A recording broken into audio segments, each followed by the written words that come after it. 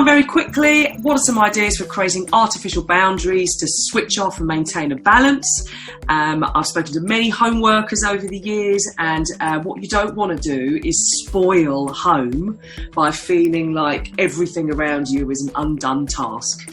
So I wonder what you could do to create some things that work for you. Each one of us is different. And there'll be lots of people out there telling us how to do stuff, but here are just some thoughts that potentially are worthwhile having a think whilst we were sorting out all this other stuff. I had to make some conscious choices about reframing this as the home office. It's not just working from home day. That means that I can stay up late on the Thursday night because I'm not really working at home on the Friday. I'm just kind of working from home. This is the home office. So if your job is something that is important to you and you've got to keep focused as best as you can, this is the new HO. This is the new head office, the home office. How might you create a multi-purpose living space? So your kitchen may have 5 different roles. Kitchen table might have 5 different roles that it plays in a morning alone. So however humble, carve out what workspace you can. For the last 5 years, my workspace is basically my rolly kit bag. So in that rolly kit bag, that's where everything goes. At the end of the day, I pack it away. At the start of the day, I unpack it. That is my office. However humble, carve out what space you can, so at least you feel like you've got some control whilst we're dealing with all of this. Could it be you even do something as silly as a different tablecloth to differentiate between different tasks? So the table, if the same desk is going to be your eating space, your leisure space, your working space, your homeschool space, how could you use a visual to differentiate in your own mind, this is the mode I'm now in? And I really have learnt over the years that it is essential to pack away at the end of each day, not because it is about having a rule to make life more boring, but it's so you can enjoy the evening and you can enjoy the feeling of switching off work. Otherwise, the merge becomes chaos over time. Second tip might be what could be some visible habits that are going to help you preserve the work and leisure boundary. Decide which role you're playing and when. And I found this image today that just made me smile really about what's going to be the equivalent of you coming in and out of work mode. In an unplanned space. You may, like me, have not had the luxury of having a large transformation plan where everyone is really geared up for being able to work from home. You literally might now be kind of going, right, so does the printer work? It depends on how planned you are. So adding or removing items to signify a switch in task. So I always put my shoes on when I'm doing a business meeting. I always put a jacket on when I'm in work mode. For me, wearing makeup is my signifier that I'm in work. That might not be your signifier, but I've heard people talking about removing a tie at the end of work, getting dressed for work, something that signifies to you, I'm now in a mode that is going to help maintain my concentration. I strongly say avoid using treats as the only way to stop work.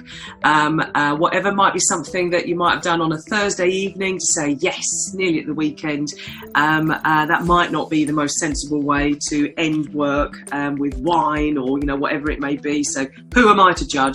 But I would just say from a working from home, if that's your continuous base, just have a think about how am I going to do this in the healthiest way possible. So rather than a random working from home day, this is now my continuous home office base for the foreseeable. So how am I going to ensure that I don't end up huge like a panda at the end when we emerge?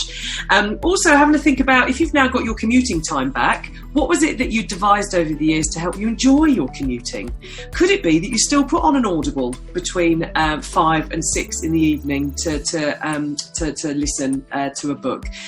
So rather than cramming more work in, could there be some way that you recreate your best commuting distraction device? This is for those people who had a commute, and for those people who were already somewhat based from home. What could you do with this potential time? So the key thing is about what is going to signify to me that I am preserving work and protecting my leisure time so it doesn't all merge into one, and developing some self-made anchors, I've called these, to catch and hold your attention. The biggest battle is against drifting and distracting and not doing what you want to be doing, and the cost of that will be at the end of the evening thinking, oh God, I still need to do that, and work just then takes over more than it would have Had you had a physical office you were leaving? Could there be some oral walls you need to put in? So noise is going to be something I think there's going to be a lot of posting around about. How do you have multiple tasks going on in the same space? I have found earplugs over the years a fantastic way to just, in a polite way, create an oral wall, I call it, just to dampen out some of the noise that might be around if you need to concentrate. I found, it took me about a couple of years to work out that I cannot listen to lyrics if I am writing my own work. So I can't listen to anything where there's singing. I cannot listen to the radio. It's a rule of mine, never TV on in the background. As soon as there is a lyric, I find myself getting distracted. I've learned over the years that something with repetitive beats gets me into work mode, and it's the kind of music I don't listen to in leisure mode. So already that sets the tone for me that I'm in work mode.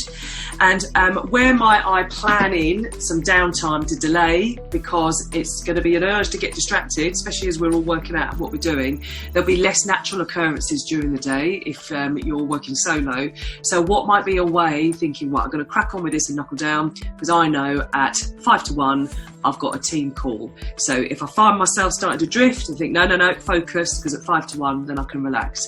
So where might, amongst all of this stuff that we're working out, where might I put in some cracks in the day to delay my distraction?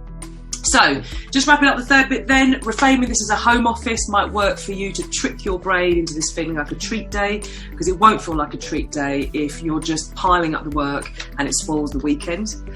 Setting new visible habits can help preserve work time and then protect the leisure time. That's what the pursuit is for this, so we can still enjoy our homes and enjoy our domestic, even if we now found ourselves doing commercial activities around the same table.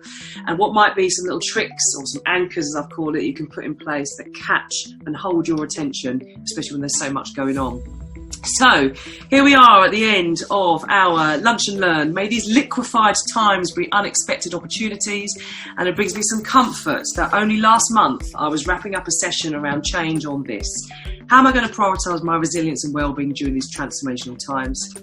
How will I, rather than unlock, use this time and energy for keeping up interests and skills in my life? What seeds could I plant now that can maximise my future potential as we all emerge from this chrysalis together? I wish you well. I'll be sending a tip sheet and the recording as well. I hope you found it useful, and I shall see you at some point soon. I'm thinking I'm going to run a few of these because I need the structure. I wish you well. Stay foxy.